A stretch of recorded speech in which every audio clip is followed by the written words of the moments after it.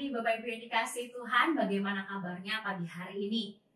Saya berharap setiap kita tetap di dalam anugerah Tuhan dan selalu bisa merasakan kasih setianya dalam hidup setiap kita. Dan kita tidak lupa untuk terus bersyukur kepada Tuhan. Bapak Ibu yang dikasihi Tuhan, kita akan sama-sama merenungkan kebenaran firman Tuhan hari ini. Saya mau mengajak setiap kita boleh sama-sama bersatu di dalam doa sebagai bentuk kita mau mempersiapkan hati dan pikiran kita.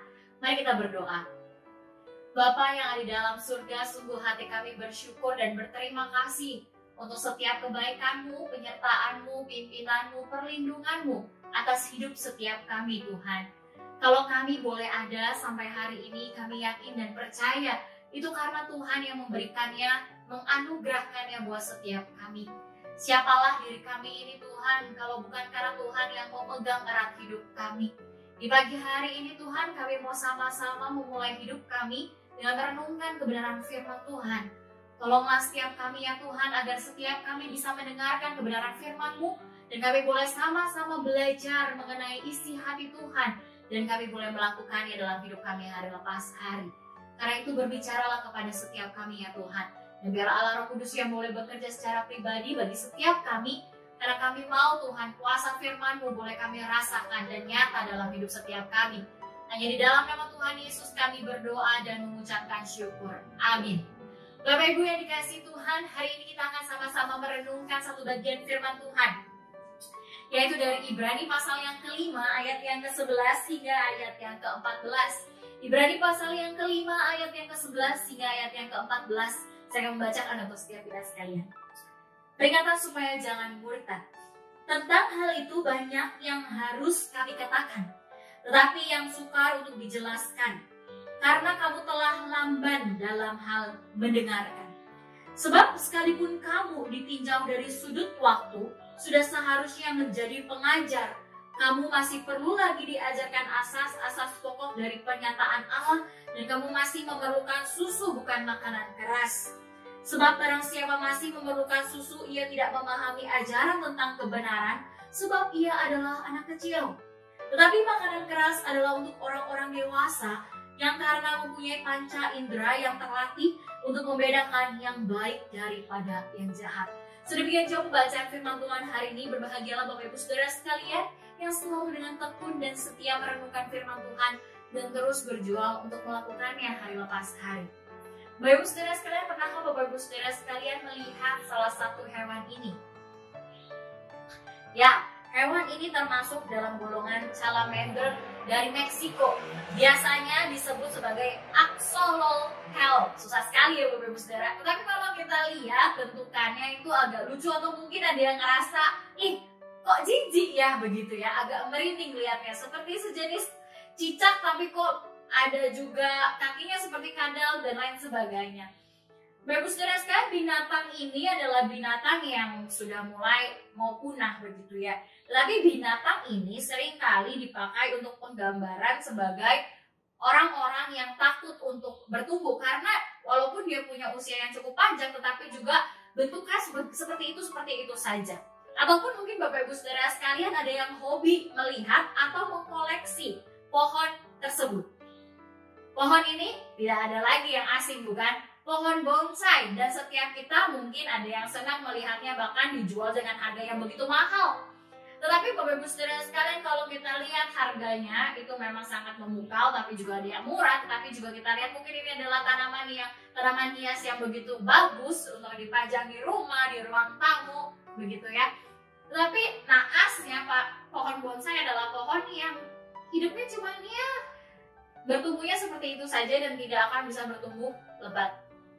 Karena itu seperti axolotl digambarkan sebagai binatang yang diumpamakan sebagai orang-orang yang takut bertumbuh, begitu juga dengan pohon bonsai.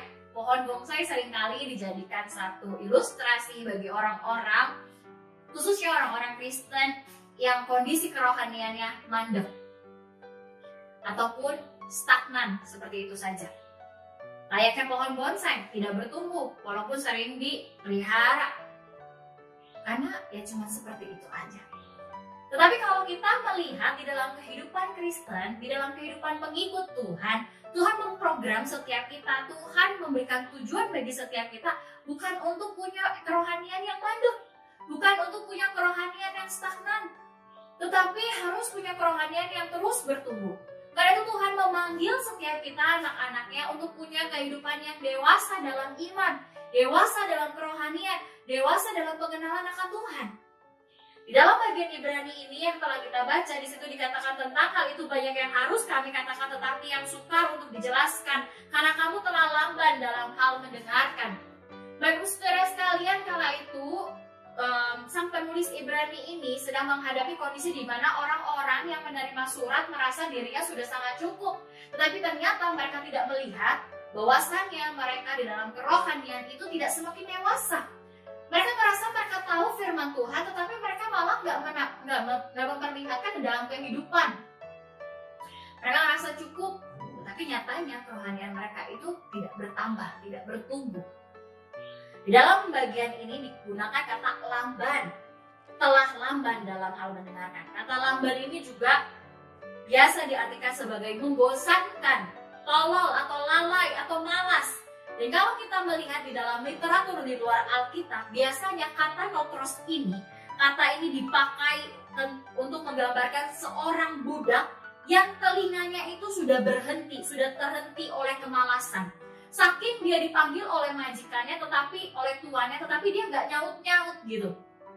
Ini digunakan untuk budak yang udah nggak bisa mendengar dengan jelas gitu ya, karena kemalasannya.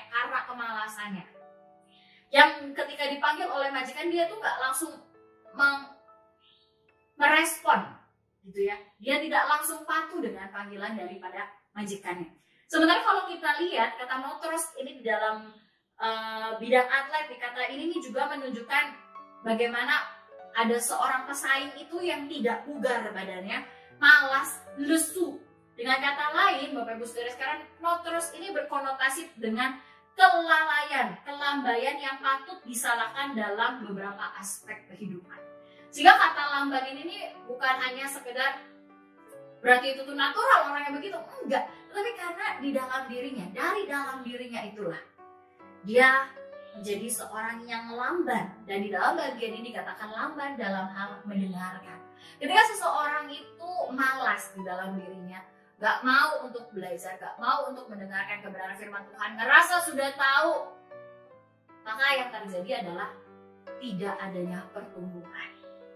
Dan dari sinilah Bapak Ibu Saudara sekalian, kebenaran firman Tuhan juga menyapa setiap kita. Bapak Ibu Saudara sekalian, sudah berapa lama kita menjadi seorang Kristen? Sudah berapa lama kita rajin beribadah ke gereja? Tetapi kalau kita boleh jujur Bapak Ibu yang dikasihi Tuhan, walaupun sudah jadi seorang Kristen berpuluh-puluh tahun, tetapi bagaimana kita mengenal kebenaran firman Tuhan? Bagaimana kita hidup di dalam kebenaran firman Tuhan? Naas sekali ketika ayat 12 berkata, sebab sekalipun kamu ditinjau dari sudut waktu, sudah seharusnya menjadi pengajar. Tetapi malah kamu harus masih terus diajar, dikasih susu, bukan makanan keras. Dan hal ini seharusnya menggelitik setiap kita, membuat kita mengevaluasi diri juga. Saudara, orang-orang kala itu yang menerima surat Ibrani ini, mereka itu seharusnya digolongkan sebagai orang-orang yang sudah bisa mengajar orang lain. Tapi nyatanya mereka belum masuk kualifikasi itu. Padahal sudah menjadi seorang Kristen.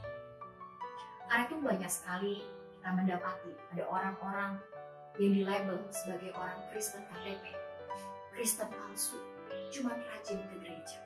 Bapak Ibu Saudara sekalian, rajin ke gereja itu bagus, baik. Tetapi belum tentu seorang yang rajin beribadah itu adalah orang-orang yang sungguh menjadi pengikut Tuhan yang sejati. Kenapa? Pengikut Tuhan yang sejati itu bukan hanya sekedar karena dia rajin beribadah, tetapi dalam hidupnya lepas hari dia tidak melakukan kebenaran firman Tuhan. Tuhan menegur bangsa Israel di dalam bagian Amos ketika mereka hanya berperilaku tentang spiritualitas, memperlihatkan mereka seorang yang spiritualitas dengan ritual-ritual keagamaan belaka.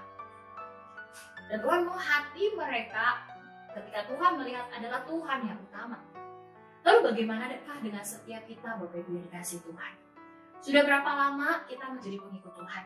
Adakah kita lamban karena kemalasan kita dalam hal belajar kebenaran firman Tuhan? Sudah lama jadi pengikut Tuhan, tetapi yakinkah kita dengan doktrin keselamatan? Yakinkah kita bahwa kita orang-orang yang dipilih? Kalau ditanya apakah engkau ketika engkau mati, engkau yakin kau masuk surga? Apa jawaban Bapak Ibu Saudara dan saya? Adakah kita akan berkata, saya yakin dan percaya saya akan bersama dengan Kristus? Atau ketika ditantang, sudah siapkah engkau berjumpa dengan Kristus? Kita akan berkata apa? Belum waktunya, Tuhan tahu. Masih banyak dosa saya. Masih belum banyak kebaikan yang saya lakukan. Apakah begitu jawab kita? Sudah lama menjadi seorang Kristen, tetapi ketika disodorkan pelayanan, kita berkata, nanti dulu. Enggan untuk terlibat di dalam karya agung Tuhan. Sudah jadi seorang Kristen, tahu mana yang baik dan yang jahat. Tahu mana itu dosa. Tetapi tetap hidup di dalam kungkungan dosa. Oh Bapak Ibu yang dikasih Tuhan, itu sama dengan kita. Hidupnya tidak makin dewasa dalam kerohanian. Karena itu hari ini kita mau sama-sama mengevaluasi diri setiap kita. Tuhan ketika menciptakan setiap kita bukan menjadi seorang yang stagnan, tapi terus bertumbuh dalam hal kerohanian. Bukan hanya sekedar bisa berdoa, tetapi dalam kehidupan hari lepas hari terus menerus mengikuti proses pengudusan hidup untuk semakin serupa dan mempermuliakan nama Tuhan. Bapak Ibu Saudara sekalian, umur kita mungkin boleh semakin hari semakin bertambah, semakin tua. Tetapi adakah umur yang bertambah itu yang menunjukkan kita semakin dewasa dalam hal fisik? Itu juga diikuti dengan pertumbuhan kerohanian kita. Dewasa rohani. Mari Bapak Ibu Saudara sekalian, kita mau menilik hidup kita. Apakah saya sudah semakin dewasa rohaninya? Seorang yang dewasa rohani bisa terus terjadi karena dia berlatih. Karena dia berlatih. Dia berlatih dengan apa? Dengan merenungkan firman Tuhan. Dia berlatih untuk menghidupi kebenaran firman Tuhan. Dia berlatih untuk punya waktu intim dengan Tuhan, semakin dekat dengan Tuhan dalam relasi. Dia berlatih untuk hidup menyenangkan nama Tuhan. Kiranya setiap kita boleh semakin dewasa di dalam kerohanian, dan itu boleh jadi kerinduan hati kita. Karena Tuhan yang kita sembah. Mari kita berdoa. Bapa yang di dalam surga, kami bersyukur karena Tuhan menciptakan kami bukan menjadi seorang robot, tapi kami punya satu tujuan ketika kami diciptakan. Kami harus semakin bertumbuh, kami harus semakin maju di dalam kerohanian kami. Karena kami diciptakan oleh Tuhan, dan Tuhan adalah penebus hidup kami. Tuhan tolonglah kami. Kalau kami saat ini mungkin tidak sedang melihat kedewasaan kerohanian adalah hal yang penting, tolong Tuhan tegur kami. Jamah kami. Biarlah kami boleh mengusahakan untuk hidup semakin dewasa dalam kerohanian, dan itu boleh dirasakan oleh orang-orang sekitar kami. Bahwa di dalam hidup kami ada Engkau ya Tuhan. Terima kasih Tuhan Yesus, karena Engkau mau mengingatkan setiap kami. Hidup di dunia bukan cuma soal materi, bukan cuma soal usaha pekerjaan. Tetapi bagaimana hidup rohani kami juga menjadi hal yang penting, faktor utama. Ini doa kami Tuhan, tolonglah kami, tolonglah kami. Ingatkanlah kami selalu ya Tuhan. Agar kami boleh semakin merindu dalam bertumbuh di dalam Engkau. Sehingga banyak buah-buah yang boleh dipetik manis rasanya dari hidup setiap kami. Di dalam nama Tuhan Yesus kami mau menyerahkan hidup kami, pekerjaan kami, kehidupan keluarga kami, kesehatan kami ke dalam tangan-Mu. Amin. Bapak Ibu Saudara sekalian, selamat menjalani hari bersama dengan Tuhan Yesus.